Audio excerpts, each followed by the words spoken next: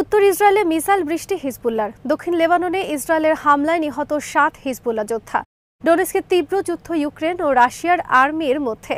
গাজায় অস্ত্র সংকটে ইসরায়েল আর্মি। শীর্ষ কূটনীতিক জোসেফ বোরেল বলেছেন, ইউক্রেন যুদ্ধের অংশ ইউরোপিয়ান ইউনিয়ন।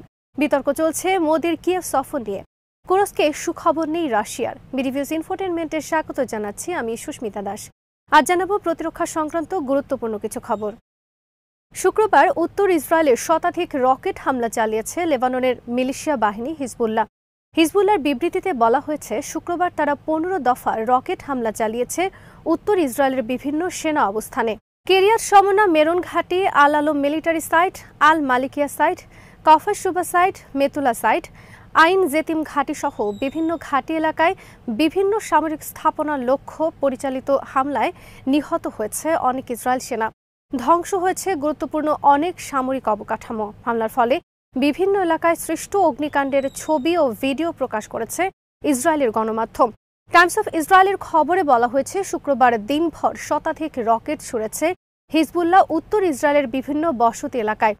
অপরদিকে দক্ষিণ লেবাননে ইসরায়েলের হামলায় শুক্রবার নিহত হয়েছে কমপক্ষে ৭ হিজবুল্লাহ যোদ্ধা। হিজবুল্লাহর পক্ষ থেকেও স্বীকার করা হয়েছে এ তথ্য। টাইমস অফ ইসরায়েলের খবরে বলা হয়েছে, দক্ষিণ লেবাননের টাইর হারফা, আইতা আল জাবাল, মাইরস আল জাবাল, আইতারুন এবং মারাহকে এলাকায় হিজবুল্লাহর বিভিন্ন ঘাঁটিতে বিমান হামলা চালিয়েছে ইসরায়েল। এসব ঘাঁটিতে মজুদ ছিল হিজবুল্লাহর অনেক রকেট। এদিকে ইসরায়েল শুক্রবার নতুন করে উত্তর গাজা থেকে ফিলিস্তিনিদের বাড়িঘর ছেড়ে নিরাপদ স্থানে চলে যাওয়ার নোটিশ জারি করেছে। উত্তর ইসরায়েলের নতুন করে হামাসের বিরুদ্ধে অভিযান শুরু করবে ইসরায়েল। গাজার খান ইউনিস সহ বিভিন্ন এলাকায় শুক্রবার নির্বিচার বিমান হামলা চালিয়ে হত্যা করেছে কয়েক ডজন বেসামরিক ফিলিস্তিনি। আল জাজিরার খবরে বলা হয়েছে, উত্তর ও দক্ষিণ গাজায় ইসরায়েলের হামলায় শুক্রবার নিহত হয়েছে কমপক্ষে ১৬ জন ফিলিস্তিনি। খান ইউনিসে নিহত হয়েছে কমপক্ষে আরও ৯ ফিলিস্তিনি। ২৩ অগাস্ট যুক্তরাষ্ট্রের ওয়াল স্ট্রিট জার্নাল পত্রিকার খবরে বলা হয়েছে, গাজার ২০ লাখ মানুষ বর্তমানে বসবাস করছে মাত্র ১৫ বর্গমাইল এলাকায় শরণার্থী হিসেবে। এর আগে এত স্বল্প স্থানে এত ফিলিস্তিনি বাস করেনি। ইসরায়েল ক্রমে তাদের বাধ্য করছে সংকীর্ণ থেকে সংকীর্ণতর পরিসরে আবদ্ধ করতে। এখন পর্যন্ত চলতি মাসে ইসরায়েল আর্মি ৯ বার বিভিন্ন এলাকা থেকে ফিলিস্তিনিদের বাড়িঘর ছেড়ে নিরাপদ জোনে আশ্রয় নেওয়ার আদেশ জারি করেছে। গাজাবাসী জানিয়েছে, ইসরায়েলের নির্দেশ অনুসারে নিরাপদ জোনে আশ্রয় নিয়েও তারা নিরাপদ নয়। বিভিন্ন শরণার্থী শিবিরে হামলা চালিয়ে নিয়মিতভাবে উদ্বাস্তু ফিলিস্তিনিদের হত্যা করছে ইসরায়েল আর্মি। ইসরায়েলের রিজার্ভ ফোর্সের ব্রিগেডিয়ার জেনারেল গাই হাজুদ বলেছেন, এখনও হামাসের অর্ধেক যোদ্ধা বেঁচে আছে। তারা সংঘবদ্ধ হচ্ছে এবং হামলা চালিয়ে যাচ্ছে ইসরায়েল আর্মির ওপর। অপরদিকে ইসরায়েল আর্মি ভুগছে অস্ত্র সংকটে। আমাদের কাছে পর্যাপ্ত মর্টার শেল, গোলা এবং ট্যাঙ্ক নেই। ইসরায়েলি একটি গণমাধ্যমকে দেওয়া সাক্ষাৎকারে গাই হাজুদ বলেন, মধ্যপ্রাচ্যে ইসরায়েল আর যা ইচ্ছা তা করতে পারছে না। গাজায় ইসরায়েলি আর্মির ব্যর্থতা সংক্রান্ত তদন্ত বিষয়ে গাই হাজুদ বলেন, ইসরায়েল আর্মির তদন্ত ব্যবস্থা সম্পূর্ণ দেউলিয়া হয়ে গেছে। ইসরায়েল আর্মির তদন্ত আর বিশ্বাসযোগ্য নয়। গাই হাজুদ বলেন, গাজায় ইসরায়েল আর্মি পরাজিত হয়েছে এবং ইসরায়েলি সেনারা চূড়ান্ত অপমানিত ও লাঞ্ছিত মধ্যপ্রাচ্যে। ইসরায়েলের চ্যানেল 12 পরিচালিত এক জরিপের ফলাফলে বলা হয়েছে, ৭৫% উত্তরদাতা বলেছে, গাজায় বিশেষ করে উত্তর গাজায় ইসরায়েল আর্মি পুরোপুরি সফল হয়নি হামাসের বিরুদ্ধে। জরিপে ৫৫% উত্তরদাতা বলেছে, তারা নেতানিয়াহুকে চায় না। অবিলম্বে নির্বাচনের মাধ্যমে ইসরায়েলের নতুন নেতা দেখতে চায়। রাশিয়ার আংশিক দখলে থাকা ডোনেস্কে তীব্র যুদ্ধ চলছে ইউক্রেন ও রাশিয়ান আর্মির মধ্যে। এক সপ্তাহ আগে রাশিয়া দাবি করে ডোনেস্কের নিউ ইয়র্ক নামে পরিচিত টরিটস্ক শহরের দখল নিয়েছে তারা। কিন্তু শুক্রবার এই শহর সহ আরও কয়েকটি গুরুত্বপূর্ণ শহর ঘিরে তীব্র যুদ্ধের খবর বেরিয়েছে আন্তর্জাতিক বিভিন্ন গণমাধ্যমে। আল জাজিরা সহ আন্তর্জাতিক বিভিন্ন গণমাধ্যমের খবরে বলা হয়েছে, কোনো একটি এলাকা রাশিয়া জয়ের দাবির পরও অনেকদিন পর্যন্ত সেখানে যুদ্ধ চলার খবর আসতে থাকে। ইউক্রেন আর্মি দাবি করেছে, টরিটস্ক বেদখল হওয়ার খবর সঠিক নয়। তারা এখনও সেখানে যুদ্ধ করছে বিভিন্ন এলাকায়, তবে শহরটির আংশিক দখল করেছে রাশিয়া।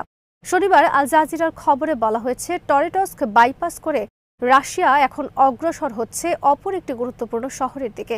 টরিটস্কের স্থানীয় অধিবাসীরা জানিয়েছে, তীব্র যুদ্ধ চলছে সেখানে।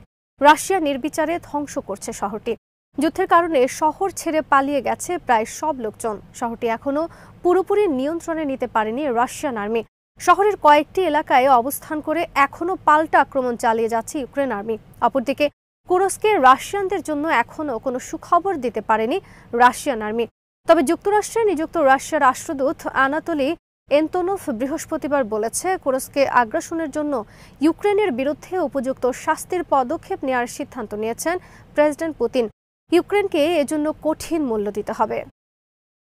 ইউরোপিয়ান ইউনিয়নের প্রধান কূটনীতিক জোসেফ বোরেল বলেছেন, তারা ইউক্রেন যুদ্ধের অংশ, তবে যুদ্ধে সরাসরি জড়িত নয় ইউরোপিয়ান ইউনিয়ন।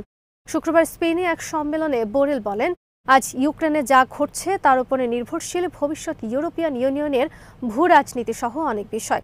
যেহেতু আমরা ইউক্রেন যুদ্ধের অংশ, তাই আমাদেরকে ভাবতে হবে ইউক্রেন নিয়ে। আমরা এই যুদ্ধের অংশ, কিন্তু কোনো পক্ষ নই। রাশিয়া বারবার অভিযোগ করে আসছে যুক্তরাষ্ট্র এবং তার পশ্চিমা মিত্ররা সরাসরি অংশগ্রহণ করছে ইউক্রেন যুদ্ধে। তার প্রমাণ পাওয়া গেল শুক্রবার জোসেফ বোরেলের বক্তব্যে। বিশ্লেষকদের মতে জোসেফ বোরেলের বক্তব্য সম্পূর্ণ স্ববিরোধী। তিনি বলেছেন, তারা এই যুদ্ধের অংশগ্রহণকারী, কিন্তু কোনো পক্ষ নয়। এটা উদ্ভট এক মন্তব্য ছাড়া আর কিছুই নয়। এদিকে ভারতের প্রধানমন্ত্রী নরেন্দ্র মোদী শুক্রবার ইউক্রেন সফর করেছেন। তার এই সফর নিয়ে চলছে বিতর্ক। কিয়েভ সফরে মোদী বলেছেন, ভারত নিরপেক্ষ নয়, তবে শান্তির পক্ষে। ইউক্রেন যুদ্ধে যুক্তরাষ্ট্র সহ পশ্চিমাদের হুমকি ও চাপ উপেক্ষা করে ভারত রাশিয়া থেকে জ্বালানি আমদানি করে। পশ্চিমাদের অভিযোগ, রাশিয়া থেকে বিপুল পরিমাণ জ্বালানি আমদানি করে ভারত সচল রেখেছে রাশিয়ার অর্থনীতির চাকা।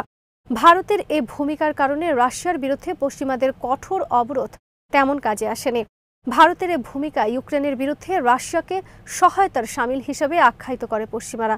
কিন্তু অনেক হুমকি ধামকির পরও যুক্তরাষ্ট্র ভারতের বিরুদ্ধে এখনও পর্যন্ত কোনো শাস্তিমূলক পদক্ষেপ নেয়নি।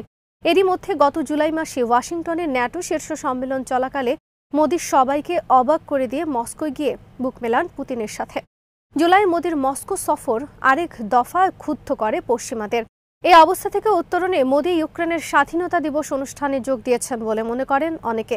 ইউক্রেনে ভারতের কোনো রাষ্ট্রপ্রধানের এটি প্রথম সফর। তবে বিশ্লেষকদের মতে মোদীর এ সফর পশ্চিমাদের মনোভাব পরিবর্তনে কোনো কাজে আসবে না, কারণ সে রাশিয়ার সাথে তার সম্পর্কের কোনো অবস্থান পরিবর্তন করেননি। রাশিয়াকে ম্যানেজ করেই মোদী যে এ সফর করেছেন তা ভালো করে জানে পশ্চিমারা। আজ এখানেই শেষ করছি।